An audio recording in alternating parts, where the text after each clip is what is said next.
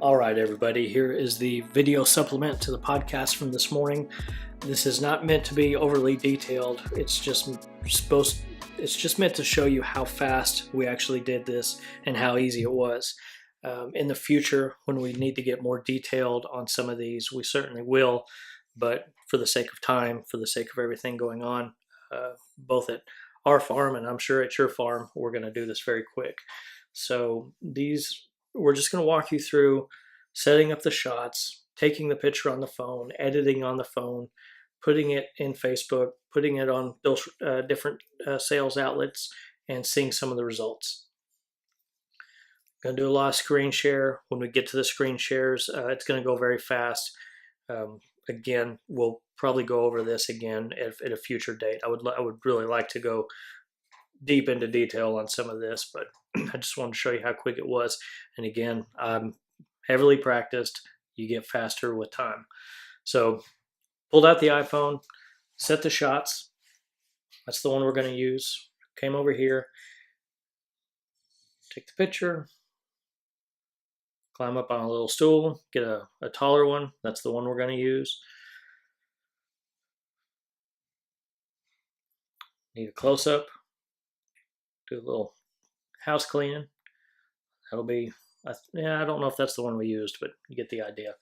Then we're going to go into Snapseed. Snapseed is generally how I edit all my phones, or I edit all the pictures I take on my phone, and I do it all the same. So I'm not going to cover each one, but I'll walk you through the steps.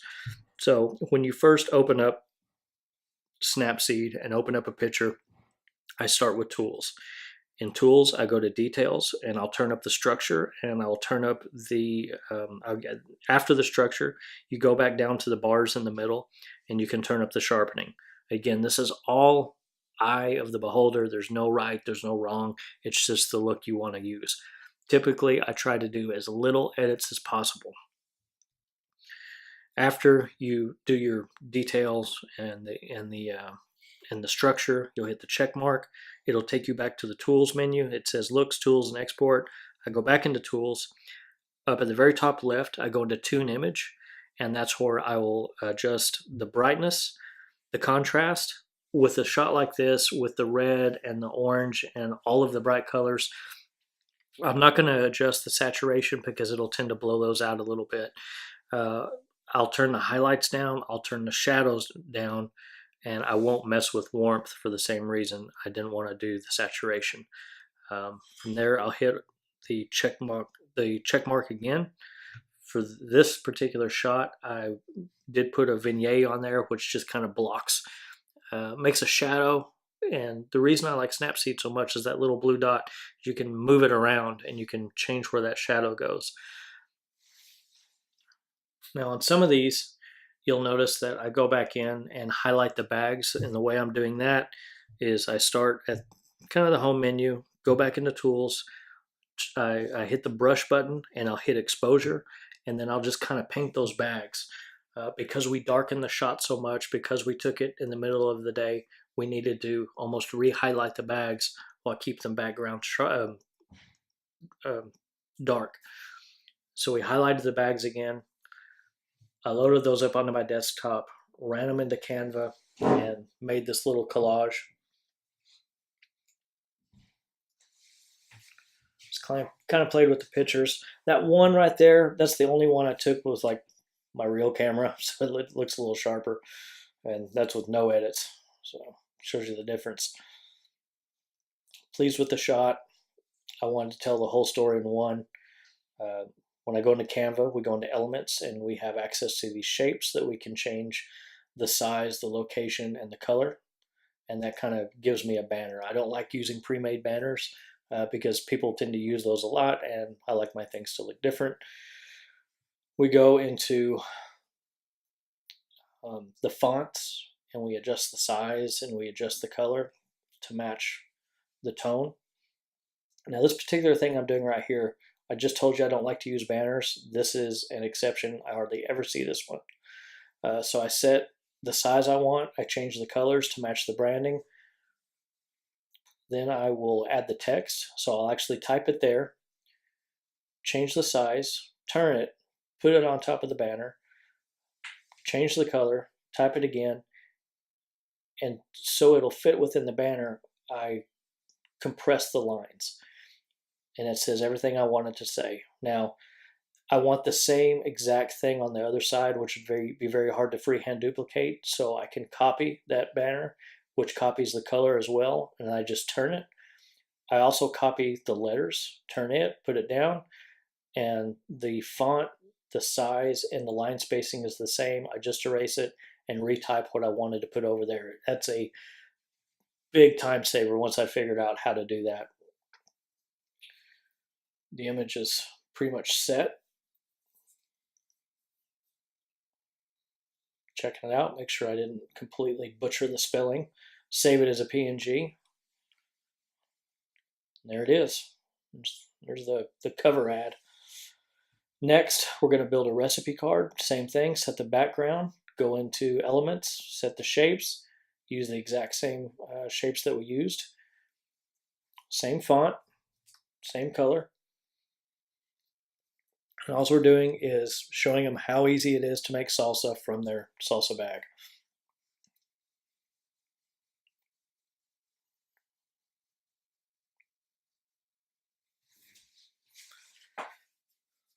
So you can see it kind of auto centers a lot, and then if you ever wanted to, you can go up where it says AA and change. You can put the lines all the way to the left, all the way to the right, right there in the center. The spacing is where you can change how far apart the letters are spaced, or how far up and down the lines are spaced, and that's very, very handy whenever you're trying to fit things in or get a certain look. Saving that. And I could have made this a hell of a lot better, but it was really unnecessary for as small of an experiment as this was. Now we're going to do the actual sales picture. Same branding, same fonts, same colors, setting it all back up for continuity. And then we're simply describing what they're getting. Salsa grow bag. It's going to have handles. It's going to be multicolored. It's going to show what they have in it. But from this, you can kind of get an idea of the workflow. We took the pictures, loaded them up in Canva, putting the graphics together, and it's just building blocks on how we're going to build the ads.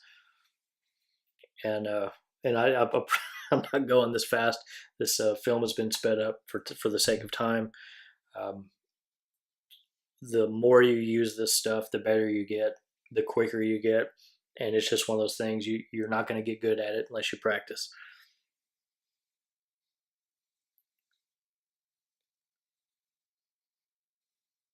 Change the font.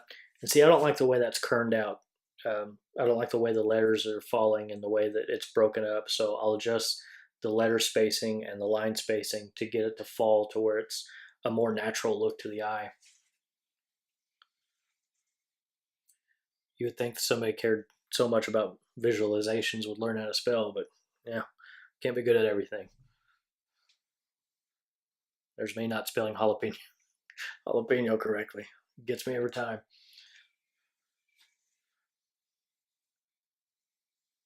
So just going through, describing the product. And again, we're going to sell these things for $24. Could we have sold them for more? That's the question. Could we have sold them for less? Absolutely, because we sold 17 the very, very first few days. So I really feel that the price point was correct. I probably could have gone a couple of dollars higher. But again, this was a test. Nothing's set in stone. If we needed to raise the price next time, we certainly could. Reminding them that it's available for pickup on pre-order at the Market Square.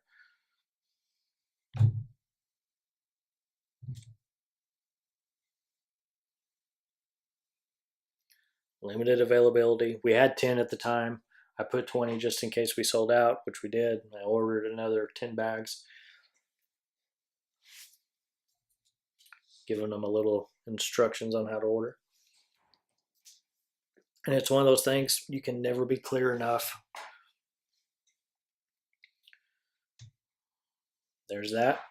So I've got my 3 images. I've got my picture, my recipe card, my sales copy. I go into Facebook. Because I don't have a landing page specifically for this, because it's just a one-off product, I didn't go in and change anything in my on my website. Had I done so, I would have made it a carousel with a link back to that. But this is just 3 pictures. I load up the 3 pictures. I'm tagging the location at the farmer's market, so there's no confusion of where to pick this up. It also opens up this ad to a whole other group. Having a little trouble finding it.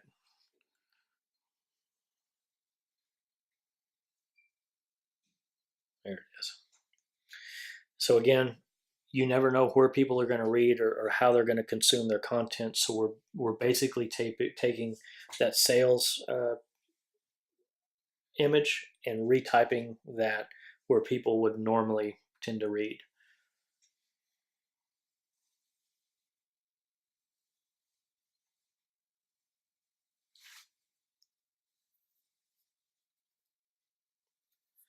And just going through the motions takes a little bit of time.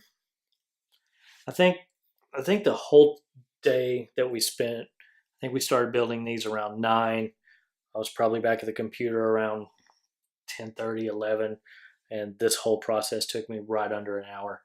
So, there is a little bit of marketing time involved, which I did not put on the spreadsheet, but you can account for that if you need to, if you have to pay somebody to do that for you.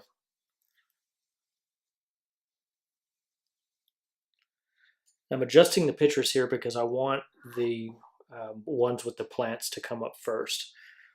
Publish. Boom. I'm immediately going to go in and boost it. I used one of my preset audiences for this, one that typically likes my brunch. What I failed to do is check it and make sure that everything was set right, and we'll get to that in a minute.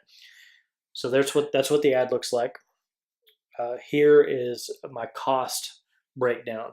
So a package of cilantro was $4.10. A slab of Grodan runs me around $8.25 wholesale. These are the bags. They are $34.99, $11 to ship, $3.80 in taxes. So the bags, the shipping, the taxes, the tomato starch, which I bought wholesale. Same with the jalapeno.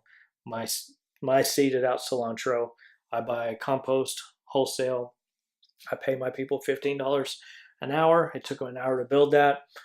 The marketing budget, I set that ad for $5. So the only thing I didn't put in here was my time that I loaded on here. But so that brings the total for those 10 bags, the whole entire project, is $109.40. It cost me $10.94 per bag. I sell it at $24. That's a profit of $13.06 and a profit margin of 127%, give or take 10% or so for stuff you miss.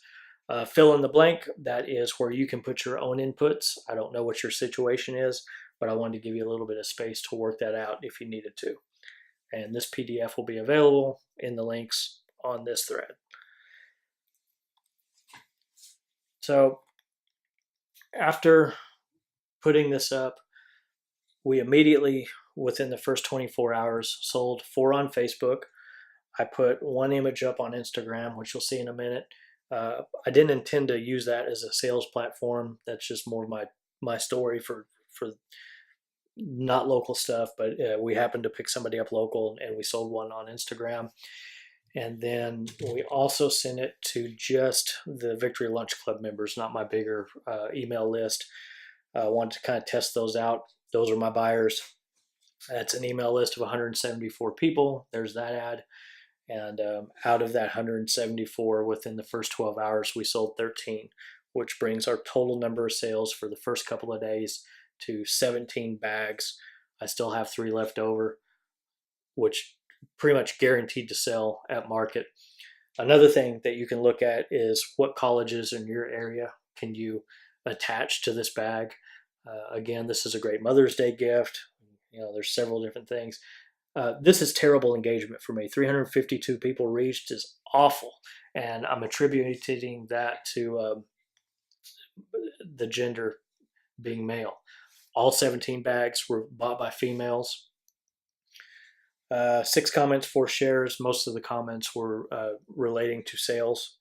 And that's how we did it.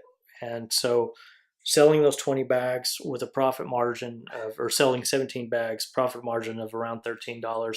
Not a bad little experiment. Didn't cost us, hardly anything. And that's it. Just wanted to share that with you. Please comment below. I'm sure I missed stuff, but again, this was very fast, very quick, and hope that helped. Talk to you guys later. Thanks.